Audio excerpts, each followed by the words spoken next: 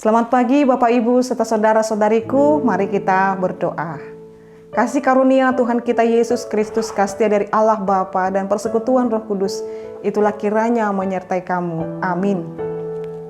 Bapak Ibu serta saudara-saudariku, firman Tuhan untuk kita pada hari ini, yaitu yang tertulis dalam 1 Korintus 16 ayat 14. Lakukanlah segala pekerjaanmu di dalam kasih. Lakukanlah segala pekerjaanmu di dalam kasih. Ayo Bapak Ibu, sama-sama kita mengucapkannya. Lakukanlah segala pekerjaanmu di dalam kasih. Bagaimana perasaan kita ketika mendengarkan dan mengucapkannya Bapak Ibu? Pasti ada suatu keringanan dari mungkin memiliki banyak beban-beban kita. Ketika kita bangun tidur, kita langsung mengingat jadwal kita. Oh ini, setelah ini dan ini sebagainya. Atau sebagai ibu rumah tangga, saya harus bangun cepat-cepat. Belum sempat berdoa di tempat tidur, bangun tidur. Oh saya harus membereskan ini dan ini dan sebagainya.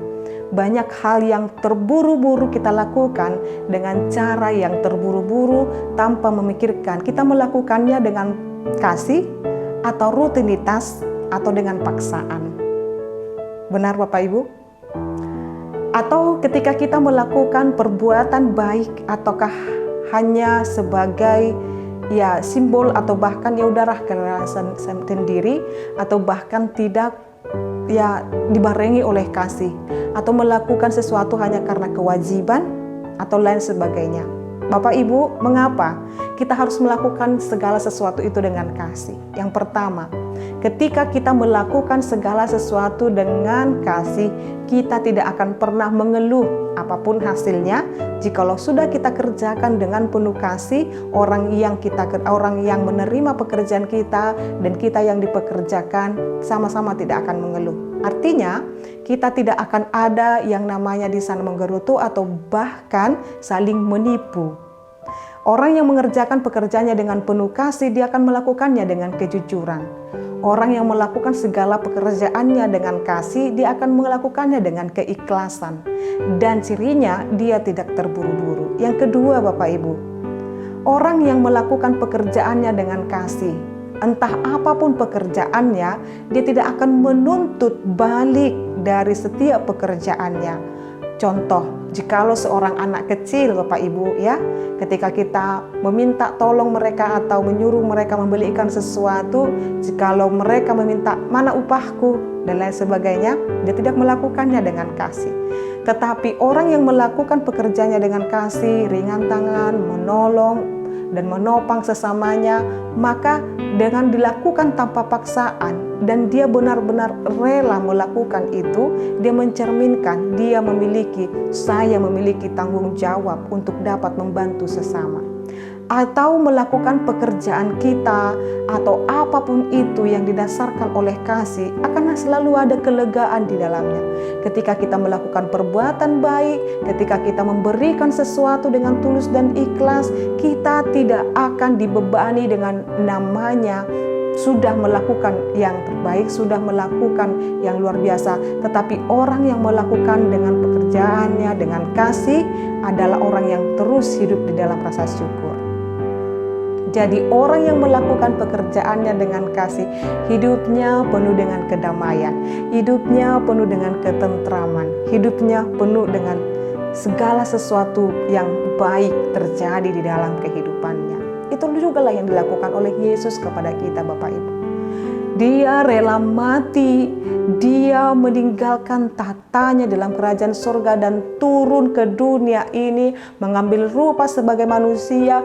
Dia harus menanggung segala kesakitan dan penderitaan. Semuanya dilakukannya dengan kasih-Nya yang sempurna. Maka jika kita mengingat Yohanes 3 ayat 16, karena begitu besar kasih Allah akan dunia ini, segala sesuatu yang dimulai Allah kepada kita adalah berdasarkan kasih. Maka lakukanlah segala sesuatu kepada sesamamu, keluargamu, saudaramu dengan penuh kasih, tanpa harus menggerutu, tanpa harus terbeban.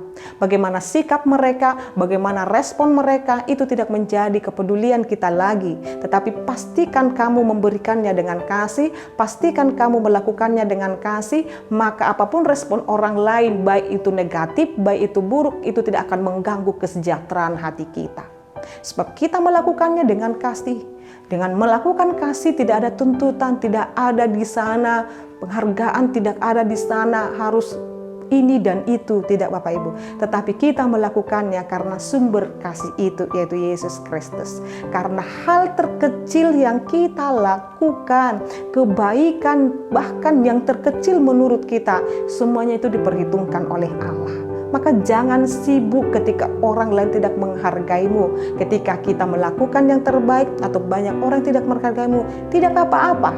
Sebab Allah kita yang maha tahu, maha melihat, Dia memperhitungkan segala sesuatu, hal terkecil, perbuatan terkecil yang tidak dianggap oleh dunia ini. Tuhan perhitungkan itu dengan melimpahkan berkat yang luar biasa kepada kita. Itu sebabnya lakukanlah segala pekerjaanmu dengan kasih, dan biarkan Tuhan yang membalaskannya dengan kebaikan dan berkat-Nya kepadamu.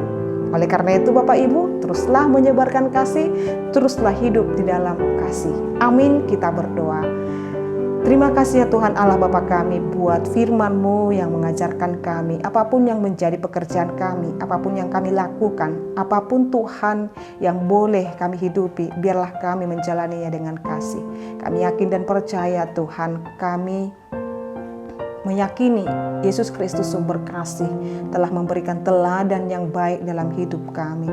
Biarlah itu terus kami teladani Yesus Kristus yang telah mati dan bangkit untuk kami, yang benar-benar mengerjakan keselamatan kami. Terima kasih ya Allah Bapa kami, dalam nama Yesus Kristus dan pimpinan Roh Kudus kami telah berdoa dan mengucap syukur. Anugerah daripada Tuhan kita Yesus Kristus, kasih dari Allah Bapa dan persekutuan Roh Kudus itulah kiranya menyertai dan memberkatimu sekarang sampai selama-lamanya. Amin. Selamat pagi Bapak Ibu serta saudara-saudariku. Tuhan Yesus memberkati. Shalom.